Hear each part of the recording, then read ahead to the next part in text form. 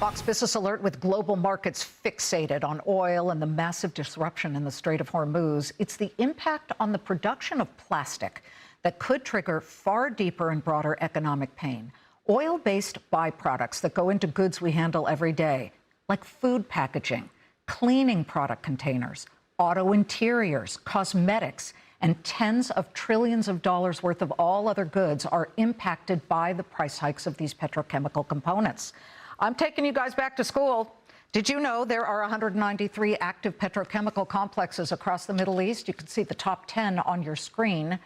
And those are the little sort of black dots there on the left. You can see that, according to the Global Data Petrochemical Database, production from those plants amounts to 22% of the entire world supply, and most depend on the Strait of Hormuz to ship their products around the world. That strait currently blocked. When those supplies get disrupted, the impact hits almost everything you buy.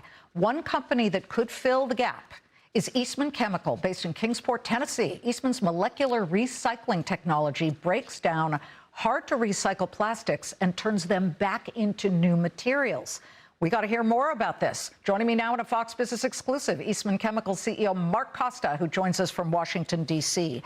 Well, that to me is right away a win for you guys, right? The fact that you make a product that breaks down an existing plastic product and then it can be reused. How is that business doing in the past couple of months? Great to see you again, Liz, and it's great to be here talking about this. And you're correct. The Middle East situation is a severe issue when it comes to the manufacturing world and chemicals and plastics that are made from oil or natural gas. And as you said, the Middle East is a significant constraint on it, and it is definitely something that creates a net, opportunity for earnings growth for us, whether it's in our newest technologies you mentioned in circular economy, or in our core business. It creates an opportunity. When you think about all the talk right now going on about price increases in oil, which is significant, and there's some recognition of shortages for ag, you're right. People are missing the impact, and on the volume shock side, not just the price side of manufacturing and all the materials that our industry makes for it. And we are very much positioned to be a winner in this. The technology you mentioned is, today traditional recycling is a way to recover material from going to landfill, but traditionally can only get about 30% back to food grade. We've got this world-class technology that allows us to get 90% yields back to food grade, which is just extraordinary, and keeping all that out of landfill. And it's a raw material that's a local resource that allows us to be disconnected from the price of oil and be very advantaged in serving the market. And that's true even broader for us. 80% of what we produce in the world is made here in the United States, even though 60% of it is sold outside the U.S. So we have this huge advantage in our sector, and Eastman's really unique in our concentration here, where we have this trade surplus. And we're going to have this advantage where a lot of our cost structure is based on local natural gas and natural gas liquids that stay low right now, while our competitors in Europe and Asia are facing incredibly high prices. To that end, are you getting new customers from this who cannot seem to source what they need out of the Middle East and therefore coming to you? Yes, and some products where there's shortages, like in olefins, we're already seeing that shortage impacting the global market. A lot of the European and Asian crackers in Japan and Korea, as well as part of China, depend on getting naphtha, which is a derivative of a refinery, to run their crackers to then make these plastics and other chemicals. And they're having to dramatically slow some of those plants down or even shut some down. So the impact is going to take a while. I mean, even if we got the strait open today, you've got to get these plants started up again, starting with the refinery, down the chemical plants. You got to get the logistics done. You've got to fix all the damage to ports.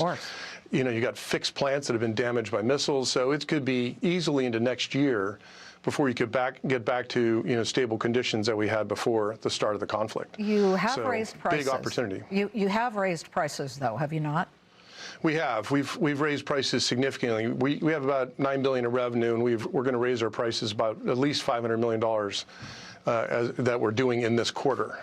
And that allows us to keep up with all of the raw material costs in our specialties and distribution costs. And then on our commodity part of our portfolio, which is about 15%, prices have gone up dramatically. So our margins will improve, and we'll be making a lot more money starting with this quarter going into the back half. Yeah, but have you gotten any pushback from customers on that?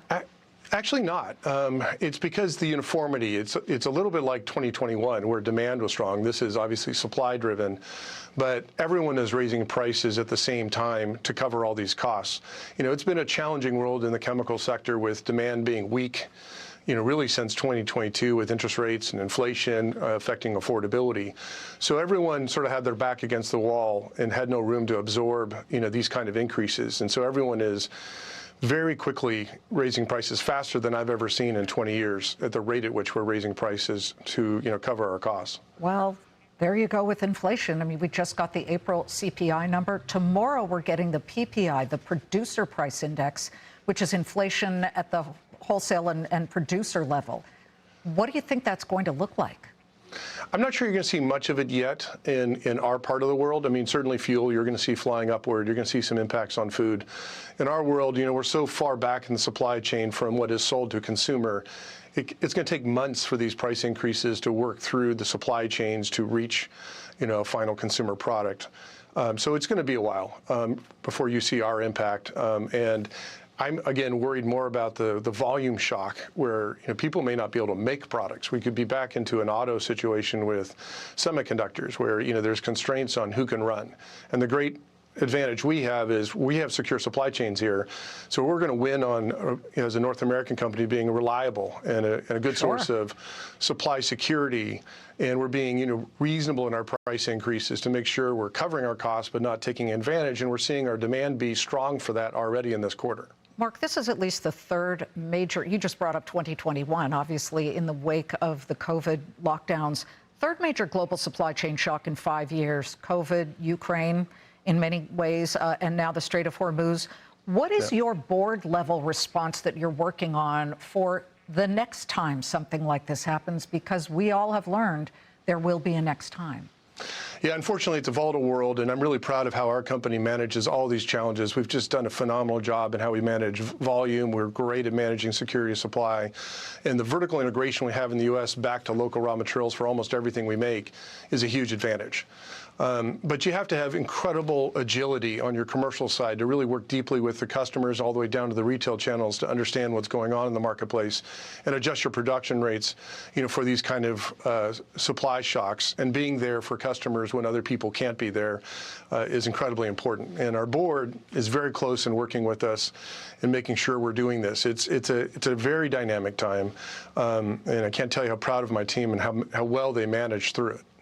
I would suspect, before we go, that this advantage would show up in your stock price. It's been a little bit of a rough go here with your stock. What are you doing to make sure that kind of translates a better story to Wall Street?